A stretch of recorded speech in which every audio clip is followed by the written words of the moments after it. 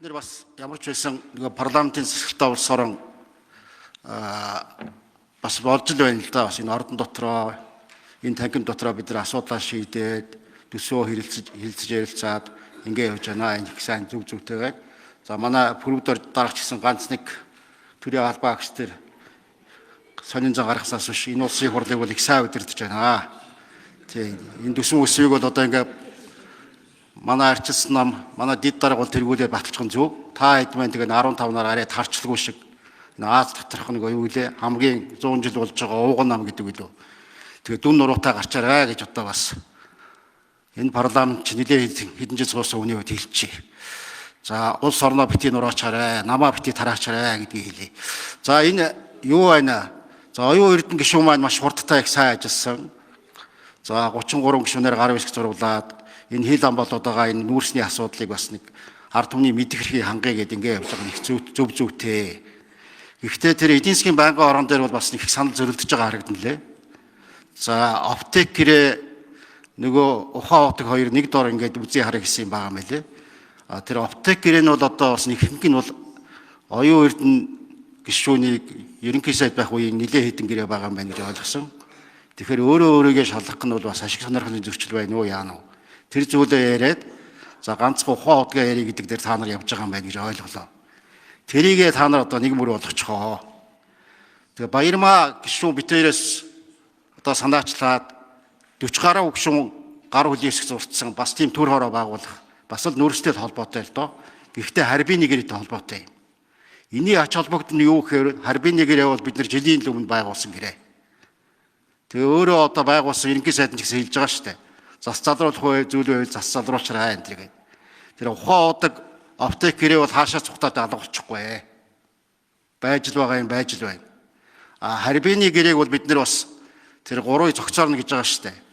Монголын ард түмэнд одоо багч гисэн зөв зүйтэй юм хийсэн бол зөв зүйтэй гэдгийг харуулад бас алдаа дутагдлын үйл тэрийг баг дээр нь засаад ингэчих боломж байгаамаа. Тэгэхээр одоо нэг л удаагийн чуулганаар хоёр удаагийн ийм төр хороо байгуулах ийм хуулийн зохицуулалттай. Тэгэхээр энэ та хэдийн маань хойшилчвал энэ харбийн нэгэрээ одоо очир дугаараар ороод ирэх юм. Тэр нь ч зөв зүйтэй байх. Ихэнх улсын их хурлын гишүүд тэгж бодож байгаа юм байна гэж бас би ойлгоод байгаа. Бодвол энэ санал дураалтаараа ингээ харуулах байх л та. Тэгээд ер нь одоо манайх ч нүүрснээс хамааралтай болчиход байна шүү дээ. Одоо ирж байгаа нэг өнгөрсөн нэг 10 жилээ бид нэр сайн ашиглаж чадаагүй. Одоо ирж байгаа нэг 5 жил юуг нэг ногоо эдийн засаг гэхгүй юм шиг байна. Тэр Америкийн нэгдсэн улсын ерөнхийлөгч Трамп яриад байгаа бол бас нүүрсээ ашиглая, хаасаагүй явъя гэж байна. За урд гүрш маань ч гэсэн бас зарлчлаа. Бид нэр нүүрсэн дээрээ 5 6 жил 10 жил байна гэсэн байгаа. Энэ хугацаанд хэдүүлээ амжаад энэ одоо тэр төмөр замаа гаргаж байгаа удаан хугацааны нүүрсээ үн цүнээ энэ төр бид нар яриад бас нэг юм байна гэдгийг ард түмэндээ ойлгуулад зас залруулах юм байвал зас залруулад ингэ явчихъя гэсэн ийм санаачлага байгаамаа. Тэгээд аль алийг оруулаад явъя. Гэхдээ байрын солио явуучих бол одоо зөв зүйтэй байна. Эдийн засгийн байнгын орон дээр та хэд манч тэгсэн юм байна. Өмнө байгуулсан тэр бас ажлын хэсэг байгаа шүү дээ. Мөнгө төлөх гишүүний ахалсан. Сая Батболд гишүү яриад хэлээ. Тэд нар маань хэвтвэхтэй сайн ажиллаж байгаа юм билээ. Бараг 9 шинжээч автсан. Тэр хэдийг ажиллуулах гэдэг. Нөгөө хэд нь бас салингийн ч өгөөгүй юм билээ шүү дээ. Энэ улсын их хурлч. Бас тэгэж болохгүй л дээ. Хүн ажиллуулчаад бас салин цавыг нь өгөхгүй бол бас өөр улсад салингийн тавина шүү дээ. Тийм одоо хариу за ухаан удагтай холбоотой асуудлаас ингээд бид нэр тойрсоор л ирсэн юм байл л дээ. Би алтан гэрэл гишүүнтэй санал нэг байна. Сая эдийн засгийн байнгын орооны хурал хэдэн ч удаа хойшлоо. Миний мэдгээр л 4 удаа хойшлсон. За тэр нөгөө харбинтай гашуун сууд ганц мод хил холбоотой асуудлыг саяхан л бид нар их хурлаараа баталсан. Тэрийг тэгээд шалгахад нэг их оройтод ахгүй бах уу хамтарсан засгийн газрын үед баталсан. Энэ дээр би бүтэн нээлттэй байгаа. Харин одоо энэ ухаан утгатай холбоотой нэгэнтээ ингээд бас ном материалууд гарцсан ийм зүйл дээрээ одоо ингээд ажиллаад явах нь бол зүйтэй байхаа. Би бас одоо их хурлын эрхэм гишүүдэд уриалж байна. Засгийн газар ч гэсэн одоо нүүрстэй холбоотой асуудлыг ингээд гаргаж тавиа явж байгаа. Зөв. Гэхдээ ухаан удгийг оруулахгүйгээр нүүрс яриад бол нэмэргүй шүү дээ.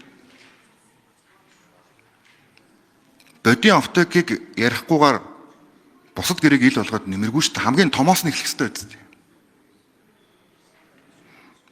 Тэгэхгүй тэгээд ингээд нэг юм нөгөө гөлөг төрүүлж байгаа юм шиг тэгээд нэг учиргүй нэг баах юм яриад тэр нь үнэ удлаа мэддэхгүй баах юм болол тэгээ бүх гарын бүсгүүдээ гаргаад хэний үед яасан байна тэгээ яриа явах нь л зөвөө. Тийм учраас одоо их хурлын эрхэм гишүүд та бүхэн маань энэ төр хороог бас дэмжиж өгөхийг хичээнгүйлэн хүсье. Энэ бол бас нийгэмд хүлээл болсон юм сэдв шүү гэдгийг бас хэлье. За бид нар ингээ юм үзэж харах нь зүйтэй бас аль хоол ард түмний мэдэх хэргийг хангаж ажиллах хэрэгтэй. Төр хорооч бас ялангуяа тэр инквери гишүүний ахалсан оюун эрдэнэ сайдын байх үеийн тэр нүүрсний төр хороо бол их сайн ажилласан, нэлээд ямиг гаргаж өгч байсан. Цааш төр хороог ажиллуулж байгаа зүйтэй юм байна. За бас нэг юм байна. Юу вэ нөхөр энэ бид нар одоо нэг хувийн гэрчлэл рүүгээ нэг дайрдаг. Хувийн гэрчлэлээ үгүйсгдэг. Ийм байж болохгүй. Өнгөтэй өөдтэй хэдэн компаниуд байна шүү дээ манад. Гарч ирж чадахгүй байна. Энэ хэдийг татвараа төлж जैन тэд нэр ажлын сайн байр болгож जैन, байр бий болгож जैन, цалингийн өгч जैन. Тэгэл улсаасаа баян компани болчлоо гэж дайрах гэдэг. Зайлшгүй тэрэд маань улсаасаа баян болж яасан чадахгүй байна. Гэхдээ дэлхий дээр Америкийн нэгдсэн улсад тэр Америк улсаас чинь баян 20, 30, 100 компани байна шүү дээ. Тэгжил улс орон хөгж Хувийн хвшлэлтэй холбоотой, хөрөнгө оруулагчтай холбоотой ямар ч одоо асуудал байхгүй гагцгүй. Монгол улсын стратегийн орд их хурлаар орохгүйгээр шууд ингэж өгчөж зөв буруу юу гэдэг л энэ асуудлыг л дүгнэх гэж. Тийм учраас энэ дээр бол одоо санаа зовхгүй байж болно гэдгийг хэлье.